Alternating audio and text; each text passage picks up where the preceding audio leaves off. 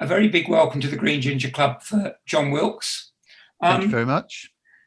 Jon, you grew up in Birmingham Mm. and then you went off to Saudi Arabia and Japan. How did all that happen?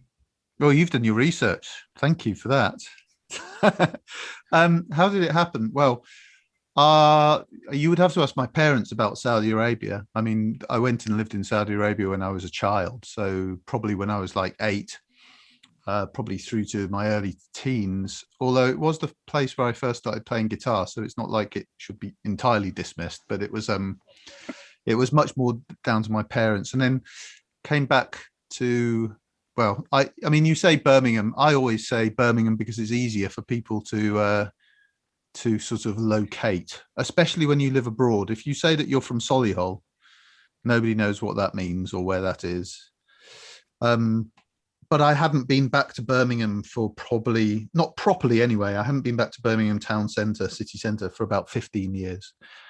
And I went back with my kids probably about 8 years ago. But I came out of Grand Central Station and had no idea where I was. Like, just, used to take the train into Birmingham New Street every Friday night, step off the train straight into the pubs, and that was it. Knew the place like the back of my hand. Did the same thing. I just had no idea where I was at all. And I remember my daughter sort of looking at me, "You're not really from Birmingham at all, are you?" But we ended up going to the museum, the City Museum, and I remember going into this section that was about the people of Birmingham, and there was a wall with buttons on it, and you could press buttons and hear people talking, or in some cases singing. And I pressed one button, and this man started singing. Full 20 years have passed, and I can't find Brummagem. The words were effectively about a man who'd been away for like 15, 20 years and come back to Birmingham and didn't know where he was. And it was just all too familiar. And I just thought, I'm having that.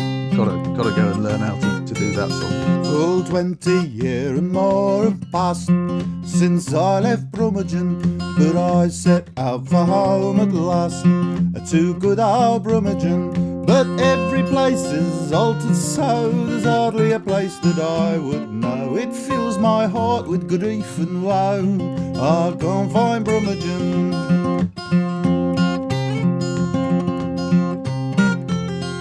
As I was walking down our street as used to be in Brummagem, I knowed nobody I did meet, there's no one there in Brummagem.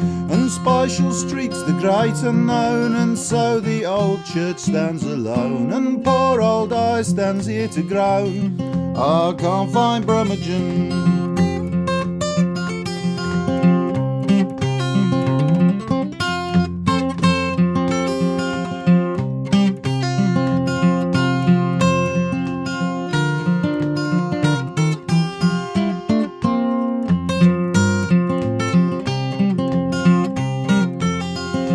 Fridays to the ship ashore, we'd set sail for Brummagem. From the ship to Snobs we'd go once more, the heady nights of Brummagem. And though it all feels safer now, this cleanliness won't do somehow. This Digbeth here I wouldn't know, I miss the rogues of Brummagem. Well, I remember one John Grousey Buckles made in Brummagem. He lived himself a country house to be out the smokes of Brummagem. And though John's country house stands still, the town itself walked up the hill. Now he lives beside a smoky mill in the middle of the streets of Brummagem.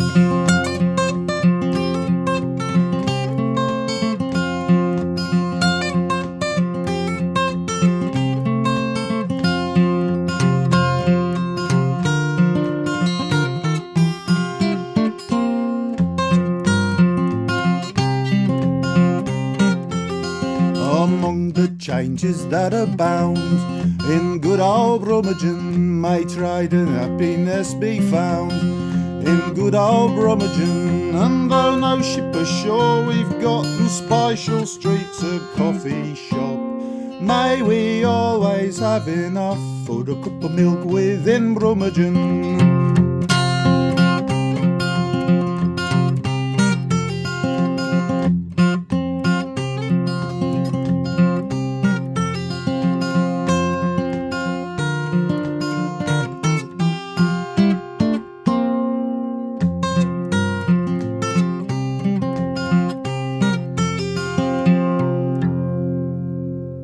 then after university, I went to teach English in Japan. And I ended up meeting my wife in Japan and getting married and living in Japan for about 10 years. I was introduced to another guy called John, who was another Brit who happened to live maybe a mile from where I lived. And somebody introduced us, a mutual friend introduced us as somebody else's gig. And he kind of said, "This is John, he plays guitar.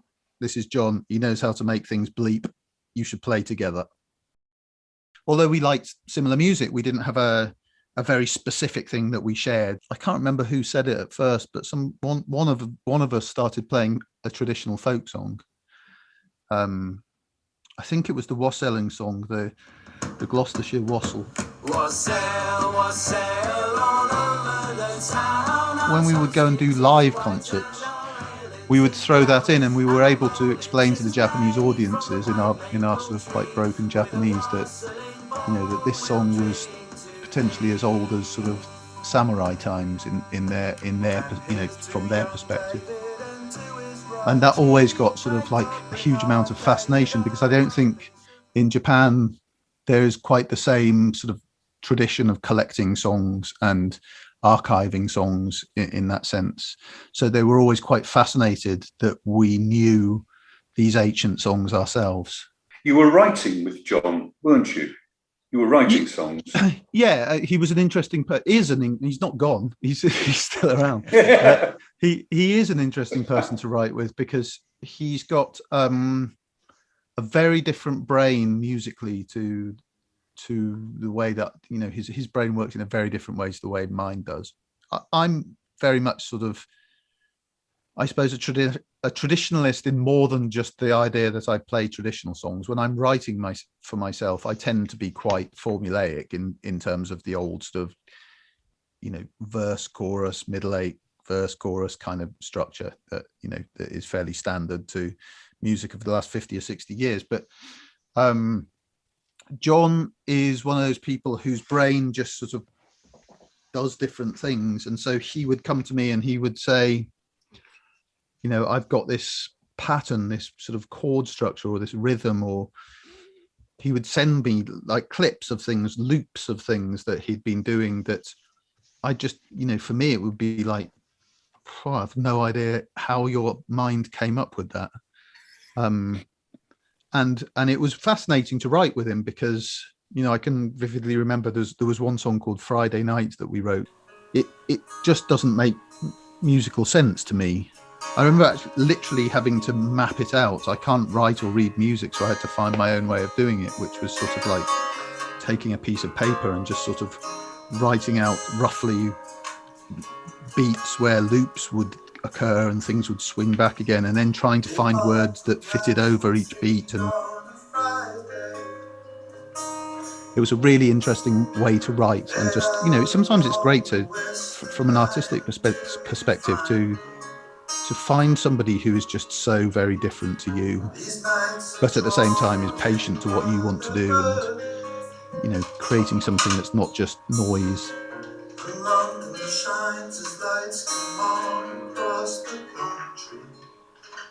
When I started recording and working with traditional music, I made an album called Songs from the Attic, which is maybe 80% of it is traditional, and there's a couple of original songs on it, of my own songs on it. And I made that, and it's funny looking back on it, because that was only 2017, so it's not like it's ages ago. But it's funny how I look back on it now and just think, oh God, I wouldn't have chosen to do that song or that song. That's far too obvious. I've already become a bit of a snob when it comes to finding the songs that nobody else knows. And by the time I did the second one, Midlife, I was really fully into the idea of, or fully in love with the idea that, as somebody put it, each song has its own postcode. Like you can really find songs from very specific areas. And I remember finding a song that I recorded on that Midlife album called Colin's Ghost, which was from an area not far from where I grew up, Kings Norton, I think it was. The idea that, this is going to sound horrible, I don't mean it to, but the idea that anything particularly wonderfully cultural had sprung up from that area really kind of amused me, because to me it was just a place where my mum used to go and get takeaway McDonald's on the way home. That's all it was in my head. And so the idea that it had this, that somebody, a woman called Mrs. Webb, had sung, had a repertoire of, I don't know, something like 20 or 30 amazing songs that came very specifically from that area, just kind of bowled me over. So I was really kind of I'd really fallen in love with that idea of songs having a specific geolocation. And I recorded that album. When I was making the Midlife album, I thought, I'm not really at that point, I didn't consider myself a traditional musician. And to a certain extent, I still find it a bit odd saying that I am, because, I have a lot of friends now who grew up playing traditional music in a very traditional sense, and they naturally have the ornamentation and all of the sort of little twiddly bits that make a traditional song sound traditional, and I didn't. That's not something that comes naturally to me. So I was trying to think with that album, how can I make something that is kind of honest to me, but also takes some of those songs from where I come from. How well did you know John Raven? Well, I never met John Raven. Okay. I know John Raven's work. I can see one of his books from where I'm sitting. I think as I got interested in traditional music from the Midlands, he's a name that you can't avoid. He did, was it an album called The Bold Navigators, I think, on Topic Records. I think I've got it up on my shelf up here somewhere. I'm interested in traditional music of all types from the Midlands, and John Raven was a hugely important scholar in that sense. And actually, only yesterday, somebody on Twitter, Eliza Carthy, responded to somebody on Twitter who was saying there are no songs. Somebody said there's no songs from the Black Country. It was a guy from the Black Country, and he was saying there's no songs from the Black Country that I know of. And Eliza responded to him and said, "You need to talk to John." And the most recent album that I recorded, Up the Cut, has at least half of it is Black Country songs. And so I was responding and passing on that information about John Raven's book. What's it called? It's called I'm going to grab it. Hold on a minute. There you go.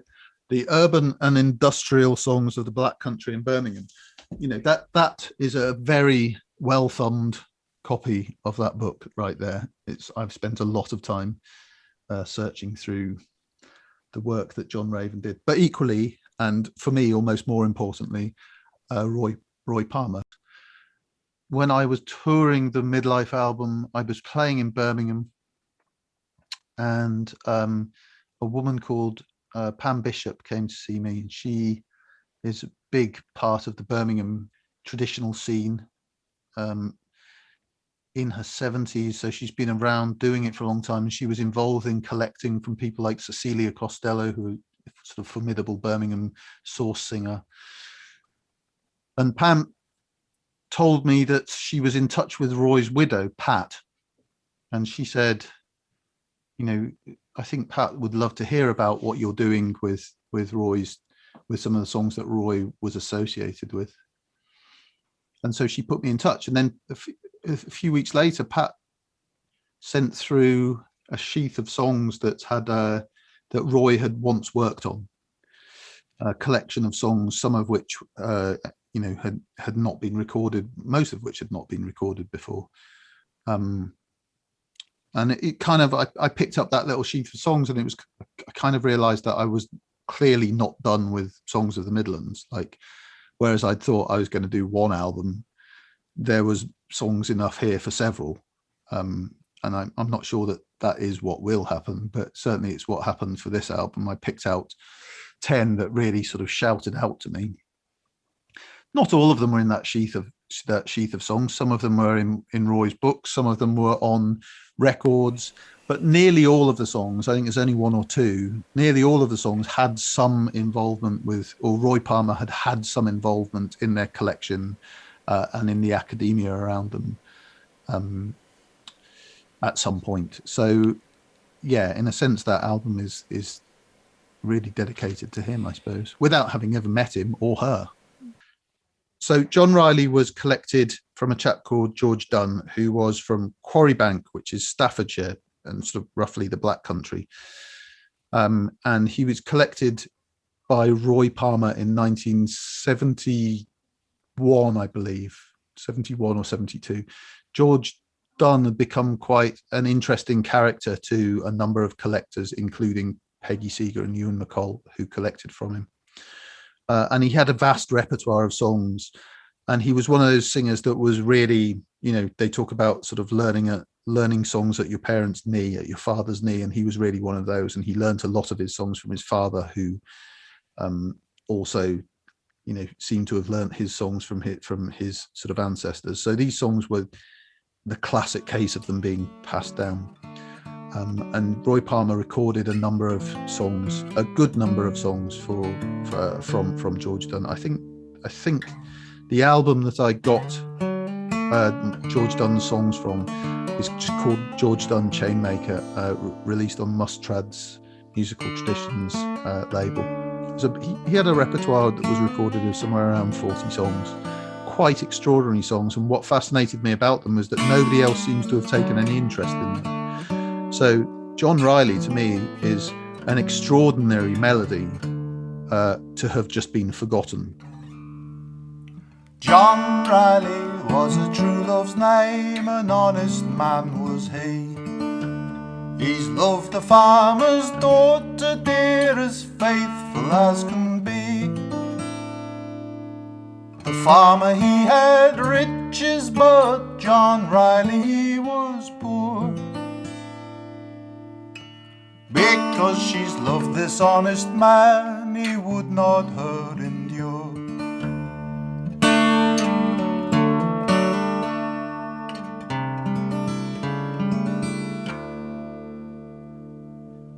Oh mother dear, where shall I send my love? His very heart lies in my breast, as constant as a dove. Oh daughter dear, I'm not severe, and here's £1,000. Send Riley to America to purchase there some ground.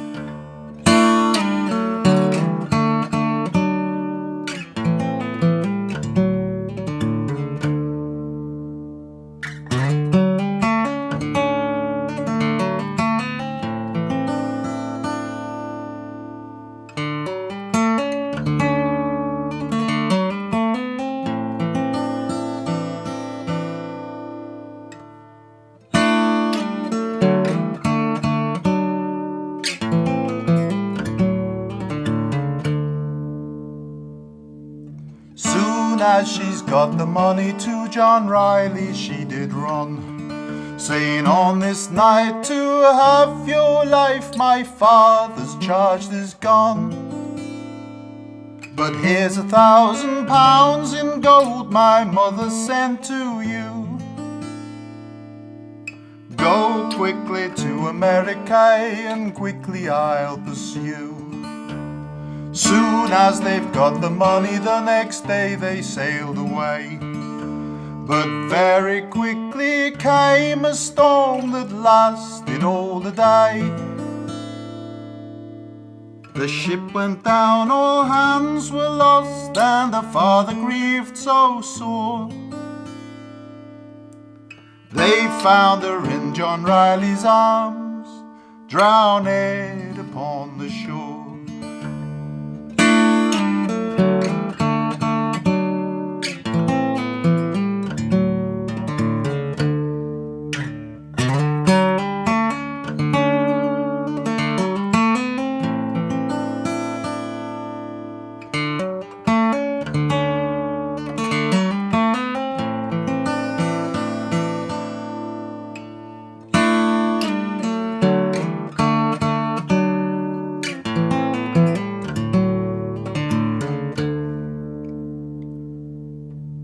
And on her breast a note was writ, it's written all in blood, saying cruel was my father who went out to shoot my love. But let this be a warning to all you maidens gay, never to let the lad you love sail to America.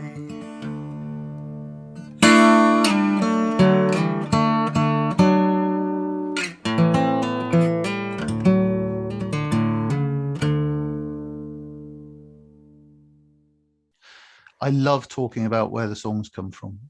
And what I find is that if somebody is on the brink of being interested in traditional music, but they haven't quite fallen over and got the bug entirely, it's the stories that surround those songs that will get them there.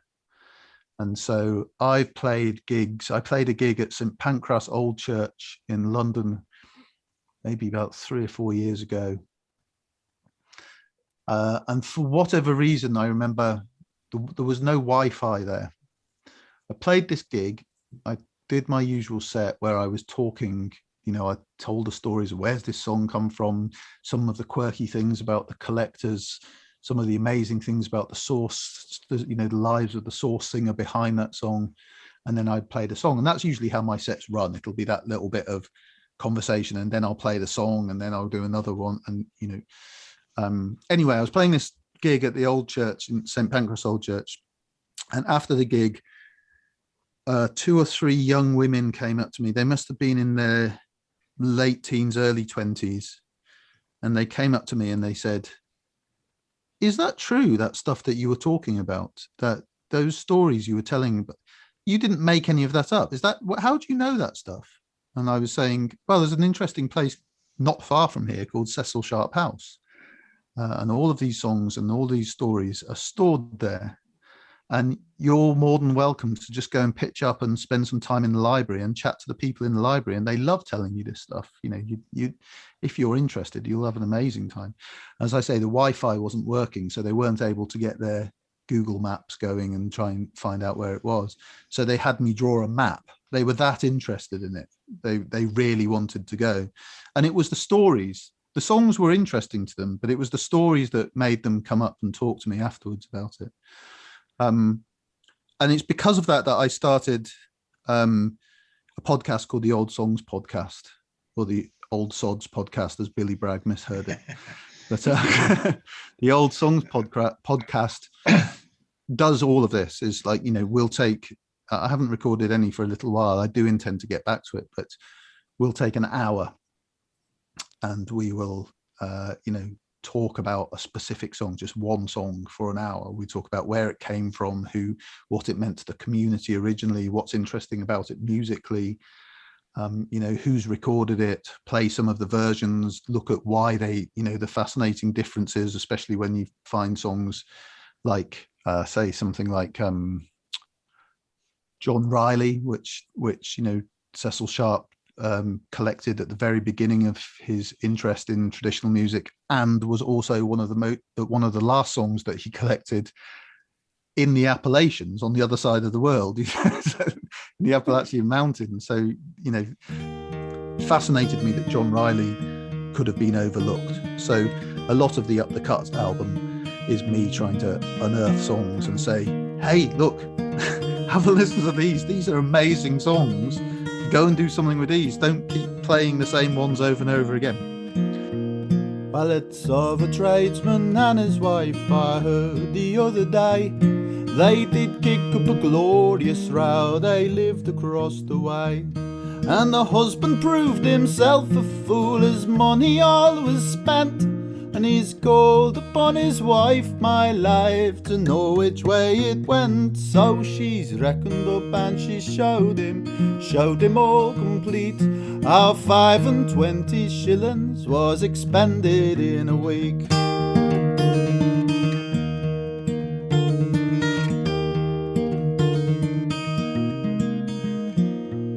He says my wages are all gone and it does me perplex.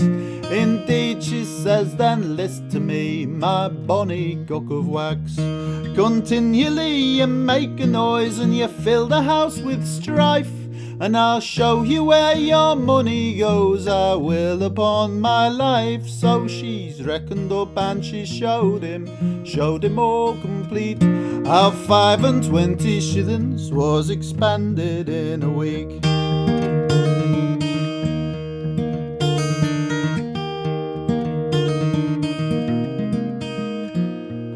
Now there's 2 and 3 house rent, attend to me, she says.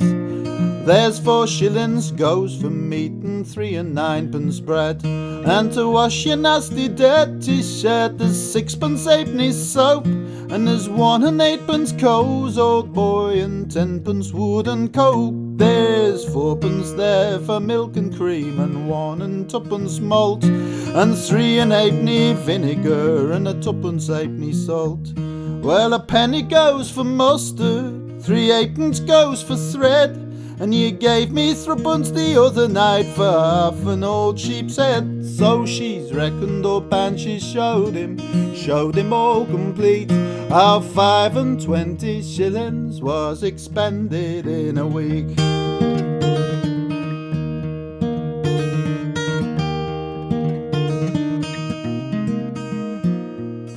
A red herring each morning is 5 for the week. Sometimes you send me out for fish, you say you can't eat meat. Last Monday night when you got drunk, there's 9 went for capers. You'd a penny box of Congreaves and a halfpenny baked potatoes. There's a penny goes for pepper too, as you must understand, and 2 halfpenny starch and blue, and a farthing's worth of sand, and 4 halfpenny candles, 3 farthings goes on matches, and a penny's worth of corduroy. You had to mend your breeches. So she's reckoned up and she showed him all complete, how 25 shillings was expended in a week.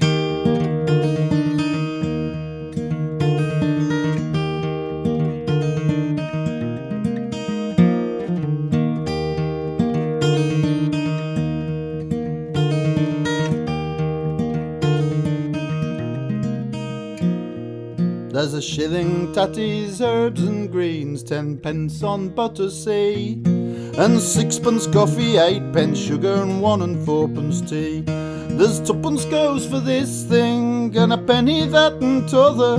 Last night she broke the chamber pot, I had to buy another. There's 8 for tobacco, and 7 farthings there for swipes. There's 3 halfpenny snuff, old boy, and a 2 halfpenny tripes. Well, a penny well you owed for strings, or at the cobbler's shop. And you know last Sunday morning, well, you bought a pint of pop. So she's reckoned up and she showed him all complete, how 25 shillings was expended in a week.